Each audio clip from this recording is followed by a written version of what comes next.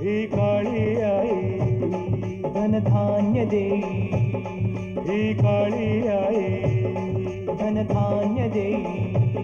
जोडते मनाची नाती आमची माती, आमची माणसं, आमची माती, आमची माणसं, आमची माती, आमची माणसं, आमची माती, आमची माणसं, आमची माती, आमची माणसं.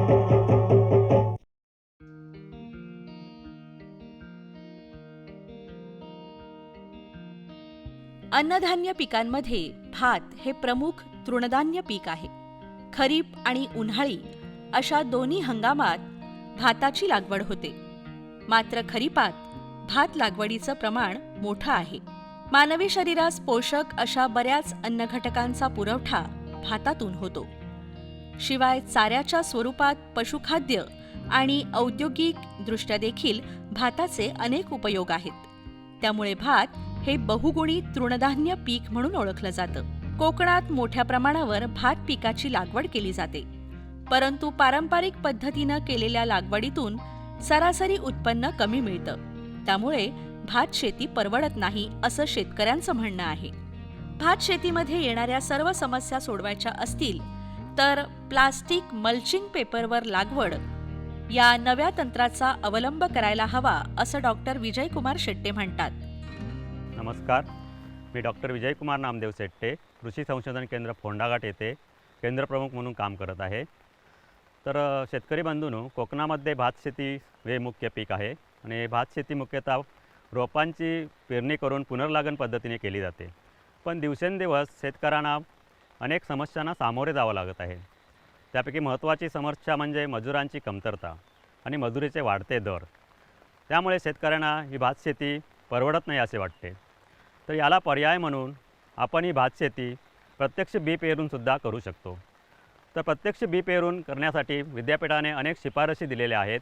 परंतु या प्रत्यक्ष बी पेरून केलेल्या भात शेतीमध्ये तणांचा फार मोठा प्रादुर्भाव होतो आणि मजूर जर वेळेवर मिळाले नाहीत आणि तण जर व्यवस्थित काढली गेले नाहीत तर उत्पन्नामध्ये फार मोठ्या प्रमाणात घट येते आणि शेतकरी मग त्यावेळेला भात शेतीला डायरेक्ट शेडिंगला जे प्रत्यक्ष बी पेरून पेरणी करतो त्याला कंटाळतो आणि त्यामुळे ती प्रत्यक्ष बी पेरून जी पद्धत आहे ती तेवढीशी प्रचलित झालेली आपल्याला दिसत नाही.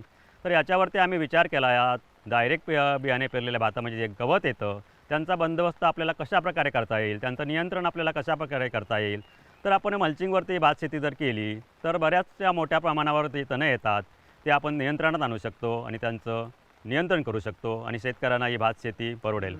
मल्चिंग किंवा आच्छादन हा शब्द आपल्याला परिचित आहे. याचा सर्वात जास्त उपयोग भाजीपाला उत्पादनासाठी होतो. या मल्चिंगचा उपयोग भात पिकातही करता येऊ शकतो आणि त्याच मल्चिंगवर मधुमका आणि मूग अशी आणखी 2 पिकंही घेता येतात. मल्चिंगवर जर भात शेती केली तर मल्चिंगचा खर्च आणि भात शेती ही शेतकऱ्यांना परवडेल का? तर याच्यावरती सुद्धा आम्ही उपाय सुचवलेला आहे, याच्यावरती सुद्धा आम्ही विचार केलेला आहे.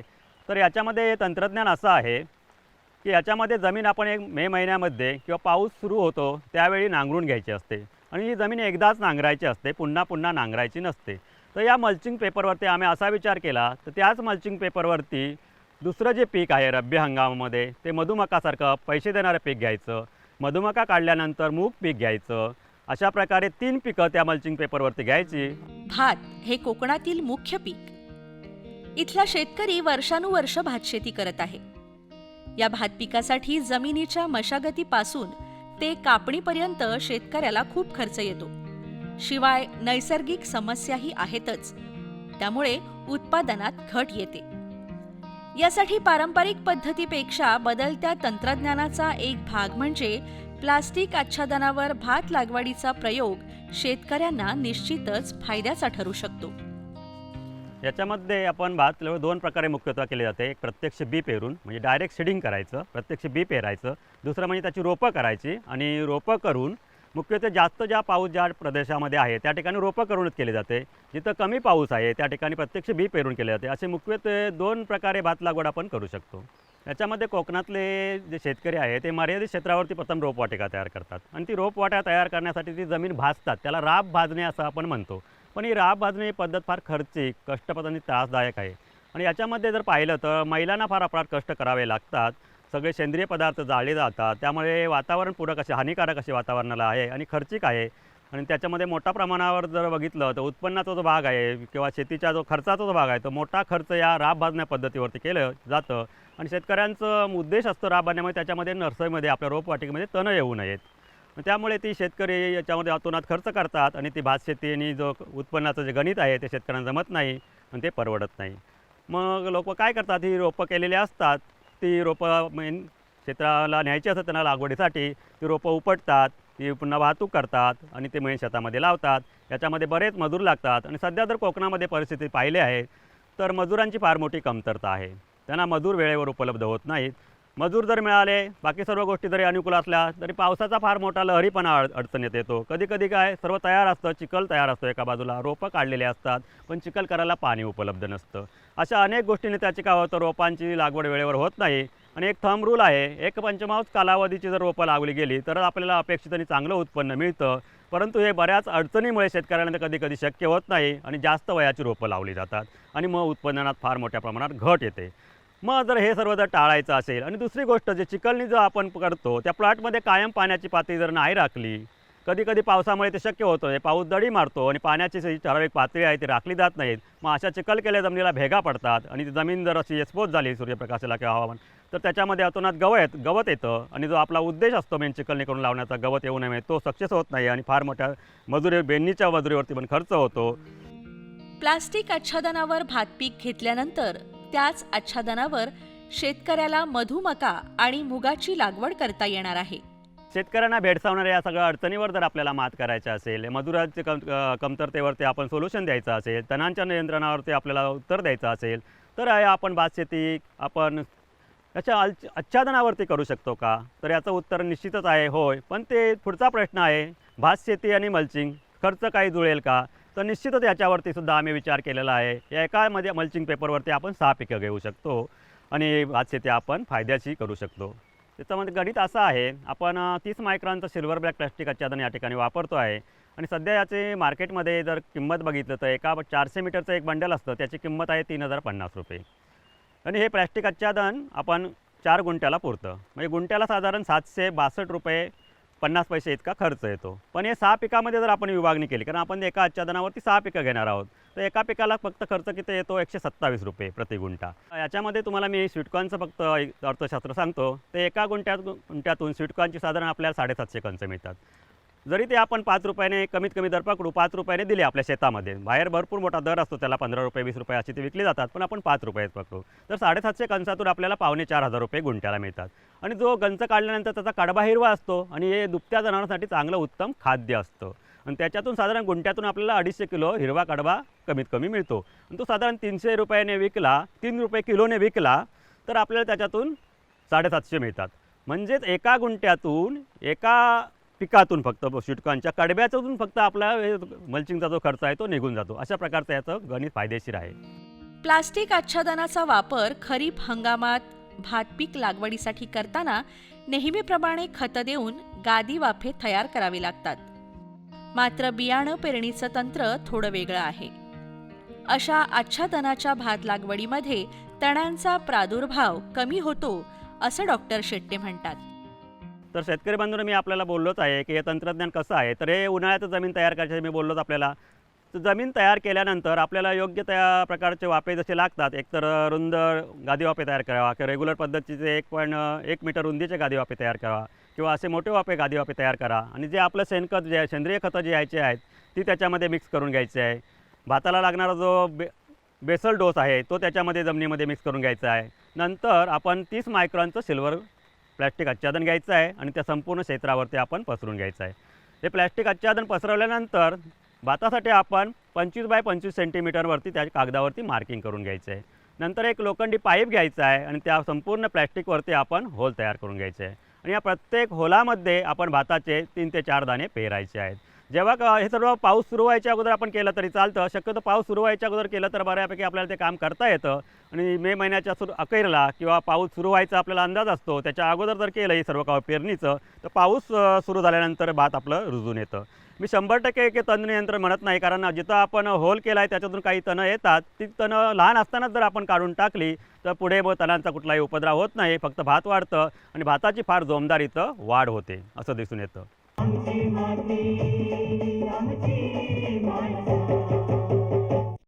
भात पिकानंतर याच आच्छादनावर मधुमका लागवडीची शिफारस विद्यापीठाने केली आहे. याच्या लागवडीचं तंत्र सांगताना डॉक्टर शेट्टे म्हणतात की कमी कालावधीत अधिक उत्पन्न देणारं असं हे पीक आहे. भात आपण साधारण 125 दिवसाचं पीक आहे किंवा 130 दिवसाचं पीक आहे. ते कापल्यानंतर आपल्याला प्लॅस्टिक पुन्हा बदलायचं नाही आहे, जमिनीमध्ये कुठलीही अलतापालत करायची, कुठलीही जमिनीची मशागत करायची नाही आहे. भात आपण 25 बाय 25 सेंटीमीटरवरती पेरलेला आहे. नंतर दुसरं पीक आपल्याला त्याच प्लॅस्टिकवरती स्वीटकॉर्न घ्यायचा आहे, मधुमका घ्यायचा आहे. तर याच्यामध्ये एक ओळ जी भाताची असते ती सोडून द्यायची आहे आणि बाकीचे आवे सगळे आपल्याला पेरायचे आहेत. म्हणजे किती अंतरावरती होईल आपलं 50 बाय 25 सेंटीमीटरवरती स्वीटकॉर्न होईल. याच्यासाठी मधली एक ओळ सोडून बाकीच्या सर्व आव्यांमध्ये आपण पारने किंवा पाईपने मोठे असे होल मारायचे आहेत मधुमका पेरण्यासाठी. त्यातली धसकटंसुद्धा आपण काढायचं नाही. कन्झर्वेशन ॲग्रिकल्चर हे प्रिन्सिपल याच्यामध्ये वापरायचे. धसकटं काढायची नाही, त्या धसकटामध्येच एक ओळ सोडून भाताची आपण पूर्णपणे असे खोल होल मारून घ्यायचे आहे आणि तळाशी, त्या होलाच्या तळाशी मक्याचा जो आपल्या शिफारस केलेला डोस आहे तो रासायनिक खतांचा तो तळाला द्यायचा आहे आपण. नंतर उर्वरित जो होल राहतो शिल्लक, तो शेणखत आणि माती एकाच एक प्रमाण शेणखत आणि माती घेतलं, ते चाळून घ्यायचं आणि तो पूर्ण होल त्याच्यामध्ये भरून टाकायचं आहे. आणि नंतर या जे होल मारलेले आहेत मक्यासाठी, त्या होलामध्ये त्या शेणखत मातीच्या मिश्रणामध्ये मक्याचा एक दाणा पेरायचा आहे. मक्याचा जास्त दाणा आपण पेरू नये, कारण ते बी बियाणं फार महाग असतं, म्हणून शक्यतो आपण एकच दाणा पेरायचा आहे. जे रुजणार नाही त्याच्या पुन्हा आपण नांगे भरून घ्यायचे, गॅप फिलिंग करून घ्यायचं आहे. असं आपण मक्याचं पीक करायचं आहे. आणि याच्यामध्ये भातालासुद्धा आणि मधुमक्यालासुद्धा आपल्याला दुसरा खताचा हप्ता, वर खताचा हप्ता द्यावा लागतो. त्याच्यासाठी बाजूला एक आपण होल करून घ्यायचा आहे, भातालाच करून घ्यायचा असतो. तोच होल मधुमक्यासाठी सुद्धा आपल्याला वापरायला खत देण्यासाठी. नंतरचे जे खत द्यायचं आहे त्यानंतरच्या खताचं जो आपल्याला द्यायचं आहे ते बाजूला एक होल करून घ्यायचा, त्याच्यातून लागणारी नंतरची सर्व खतं द्यायचे आहे. अशा प्रकारचं आपलं दुसरं मधुमक्याचं पीक घेता येईल. नंतर मधुमका साधारण कोकणामध्ये 93 दिवसामध्ये तयार होतं. कमी कालावधीत तयार होणारं आणि अतिशय चांगलं उत्पन्न देणारं हे पीक आहे आणि ते साधारण 93 दिवसामध्ये तयार होतं. त्यामध्ये सिंधुदुर्गामध्ये जर विचार केला, कोकणामध्ये विचार केला, बऱ्याचशा यात्रा चालू असतात आणि चांगलं मार्केट मिळतं आणि बऱ्याचशा डेअरीवाल्यांचंसुद्धा याला कडब्याला हिरवा कडबा असतो, तो जनावर चांगला, त्यालासुद्धा चांगली मागणी राहते. रब्बी हंगामात मधुमक्याची लागवड केल्यानंतर याच आच्छादनावर शेतकऱ्याला उन्हाळ्यात मुगाची लागवड करता येणार आहे आणि उन्हाळ्यातील जास्त तापमान मूग पिकाच्या वाढीसाठी उत्तम असून या काळात या पिकापासून चांगलं उत्पन्न मिळू शकतं. मुगासाठी पाणी व्यवस्थापन मात्र जमिनीच्या मगदुराप्रमाणेच करणं चांगलं. आणि हे मधुमक्याचं पीक काढल्यानंतर आपल्याला पुन्हा तिसरं पीक घ्यायचं आहे. त्याच्यासाठी आपण ग्रीन घ्या, म्हणजे मुगाचं पीक घ्यायचं. मुगाचं पीक घेताना म्हणजे भाताला जेवढे होल होते 25 बाय 25 सेंटीमीटर, ते सगळे होल आपण मूग घेण्यासाठी वापरायचे आहेत. म्हणजे सगळ्या होलावरती कुठलीही धसकटं इथं पण काढायची नाही आहेत. प्रत्येक होलामध्ये पारने किंवा पाईपने असे होल मारून घ्यायचे आहेत, खोल होल मारायचे आहे. पुन्हा जे मुगाला जे शिफारस खतं केलेले आहेत रासायनिक, ते खतं पुन्हा तळाला टाकायचे आहेत. पुन्हा शेणखत मातीने ते खड्डा भरायचा आहे आणि मुगाचे पुन्हा 2 दाणे प्रत्येक होलामध्ये पेरायचे आहेत. याच्यामध्ये आपल्याला पावसाळ्यात तर पाणी व्यवस्थापन करावं लागेल. पाऊस भरपूर असतो, फक्त पाणी बांध वगैरे बांधणे या गोष्टी कराव्या लागतात. खरा प्रश्न येत होतो उन्हाळ्यात. तर ज्यांच्याकडे ड्रीप सिंचन, ठिबक सिंचन उपलब्ध आहे त्याने प्लॅस्टिक पसरवण्यापुरते प्लॅस्टिकखाली ठिबक सिंचनचे लॅटरल्स टाकून घ्यावेत. ज्यांच्याकडे शक्यच नाही आहे त्याने प्लॅस्टिकवर पाणी सोडलं तरी पूर्ण क्षेत्राला लागतं. तसे आपण मात्र वाफे तयार करून घ्यावे. आपल्या क्षेत्राला कसं पाणी लागेल त्या पद्धतीने शेतकऱ्याला चांगलं माहीत असतं आपल्याला जमिनीचा उतार कसा आहे, आपलं सपाटी करून कसं केलं पाहिजे, त्याप्रमाणे ते आपण पाणी लागेल उन्हाळ्यात वरती सोडलेलं, अशा प्रकारे वाफे तयार करून त्याने घ्यायचे असतात. आणि डायरेक्ट वरती प्लॅस्टिकवरती पाणी सोडलं तरी त्याला चांगल्या प्रकारे पाणी लागू शकतं. आच्छादनावरील भात पिकानंतर मधुमका आणि मूग या पिकाऐवजी आपण वांगी, मिरची, भेंडी यासारखी पिकंही घेऊ शकतो. मशागतीचा कोणताही खर्च न करता या तंत्राचं प्रात्यक्षिकही शेतकऱ्यांच्या शेतावर घेतलेलं आहे. प्लॅस्टिक आच्छादन साधारण आपण 2 वर्षांनी बदलतो. चांगल्या सुस्थितीत असले 2 वर्ष म्हणजे 6 पिकं आपण घेऊ शकतो. तर हे प्लॅस्टिक आच्छादन बदलल्यानंतर किंवा पुढेही कधीही जमीन नांगरायची नाही. जमीन फक्त सुरुवातीला आपण सुरू करतानाच एकदा नांगरलेली आहे, पुन्हा जमीन नांगरायची नाही आहे. तर नांगराशिवाय शेतीसुद्धा अशी संकल्पना घेऊनच आपण पुढे जातो आहे. फक्त प्लॅस्टिक फाटलेलं आहे, प्लॅस्टिकवरचं काढायचं आणि प्लॅस्टिक पुन्हा त्या क्षेत्रावरती टाकायचं आणि जसं सांगितलं तुम्हाला त्याच्यावरती पुन्हा भात पेरायचं, नंतर दुसरं पीक मधुमका पेरायचं आणि पुन्हा मूग पेरायचं. अशा प्रकारे आपण करत राहायचं आहे. पुन्हा जमीन कधीही आपण नांगरायची नाही. मी आपल्याला भात, मधुमका आणि मूग ही पिकं सांगितलं, पण याच्या व्यतिरिक्त सुद्धा आपल्याला भातानंतर वांगी घेता येतील, मिरची घेता येईल, भेंडी घेता येईल. अशी पिकंसुद्धा आपण भातानंतर घेऊ शकतो आणि मुगाऐवजी आपण चवळी हे सुद्धा पीक या आच्छादनावरती चांगल्या प्रकारे घेऊ शकतो. आमची माती आमची माणसं. या प्रात्यक्षिकाचा म्हणजे आच्छादनावर भात पीक लागवडीचा लाभ ज्यांनी घेतला ते शिवाजी सावंत म्हणतात की दरवर्षीपेक्षा या तंत्रामुळे आपल्याला चांगलं उत्पन्न मिळणार आहे. मी शिवाजी शांताराम सावंत, राहणार फोंडाघाट, गांगोचेवाडी येथे.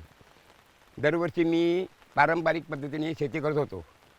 त्यावेळी थोडंफार मला उत्पन्न कमी येत असं मला भासून आल्यानंतर कृषी संशोधन केंद्राचे अधिकारी श्री माननीय शेट्टे साहेब यांचे मार्गदर्शन लाभल्यामुळे मी यावर्षी आच्छादनावरील शेती मी केलेली आहे आणि त्याचा मग सध्याचा रिझल्ट पाहता मला चांगला अनुभव रिझल्ट आलेला आहे आणि त्यामुळे शेती माझी चांगली दिसत. त्यामुळे मला यंदाचं उत्पन्न चांगलं मिळेल अशी मला आशा आहे. ऑक्टोबर महिन्यामध्ये मी हे पीक भात पीक कापल्यानंतर त्यानंतर मी मधुमकाचं उत्पन्न घेणार त्याच मल्चिंग पेपरवर आणि मधुमका काढल्यानंतर त्याच मल्चिंगवर मी मूग घेणार आहे आणि त्याच्यामुळे मला एकाच मल्चिंग पेपरमुळे त्यामुळे नांगरणी आणि इतर खतं वगैरे याचा खर्च कमी होऊन मला 3 प्रकारचे उत्पन्न घेता येतील आणि त्यामुळे माझं सरासरी उत्पन्न वाढेल अशी मला आशा आहे.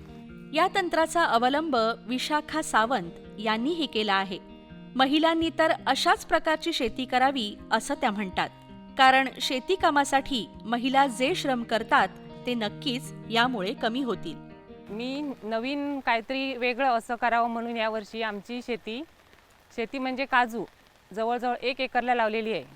त्या 1 एकरमध्ये काहीतरी वेगळं म्हणून असं उत्पादन कृषी सहाय्यकांकडून मला माहिती मिळाली. त्यावेळेस माननीय सर शेट्टे सर व कृषी मॅडम अक्षया परब मॅडम यांनी मला खूप मार्गदर्शन केलं. त्यांच्या मार्गदर्शनाखाली मी मंचिंग पेपर ही शेती स्वतः नांगरणी वगैरे करून गादी वाफे तयार करून त्यावरती मी मंचिंग पेपरची शेती केली. ते बघता मला असं म्हणजे खूप समाधान वाटलं. त्याची जी रोप आताशी जी आली आहे त्याची खूप म्हणजे आपण साधी जर लावणी केली तर 4 ते 5 रोपं त्याला येतात, पण ह्याला जवळजवळ 26 ते 27 त्याचे जे लागवडीचे हे प्रमाण आहे ते आहे त्याची रोपं. आणि मला तर वाटतं की म्हणजे खूप प्रत्येक शेतकऱ्याने तर हे केलंच पाहिजे. एवढी खूप ती शेती आहे, पण तिच्याकडे बघता तर मला वाटतं की यावर्षी खूप चांगलं म्हणजे खूप प्रतिसाद मिळेल. मला यावेळी खूप वाटलं असं बाबा की चांगले याच्यातून काहीतरी मिळणार आहे, तर मी पुढच्या वर्षी तर नक्कीच प्रयत्न करीन त्या बाबतीत. आणि हे बाकी बाहेरच्या शेती नाही तर काजू अंतर्गत पिकामुळे त्याच्यातच मी ही शेती घेतली आहे. त्या शेतीत एक म्हटलं की तणं आपण जी वेगळी आपण अशी शेती करतो त्याच्यामध्ये इतकी तणं येतात की एकदा 2दा नाही 3दा जरी हे केलं तरी येतं. ह्याच्यामध्ये आपण कुठेतरी एखादं तण आलं तर ते काढू शकतो, पण त्याच्यामध्ये खूप फरक आहे. तणं तशी नाही म्हटलात तरी चालेल. तर आता ही लागवड झाली ऑक्टोबरमध्ये आपली जी लागवड भात कापणी झाली त्याच्यानंतर तर माझा विचार आहे की मधुमका ते झालं की त्याच्यानंतर मूग ह्याचं तर उत्पादन घेण्यात मी पुरेपूर प्रयत्न करेन. महिला वर्गाला तर हे एक असं सांगणं आहे की मनापासून की त्यांनी खरोखर ही मंचिंग पेपरची शेती करावी. म्हणजे आणि आपल्या कृषी संशोधनामार्फत ते तर आपल्याला कायम वेळोवेळी मार्गदर्शन करतच असतात. काही चुकलं किंवा काय तर ते सांगतातच. खरोखर करा, मंचिंग पेपरची शेती खूप चांगली आहे, खूप चांगली आहे. मल्चिंग तंत्रज्ञान म्हणजे ही माती झाकण्याची आणि झाडांच्या वाढीसाठी विकासासाठी अधिक अनुकूल परिस्थिती निर्माण करण्याची प्रक्रिया. मल्चिंगमुळे तापमान, तण आणि अति आर्द्रता नियंत्रित राहिल्यामुळे पीक वाढीला त्याचा फायदा होतो. हे तंत्रज्ञान आता भातशेतीमध्ये वापरून खऱ्या अर्थाने शेतकरी एक पाऊल प्रगतीकडे वाटचाल करतील यात मुळीच शंका नाही.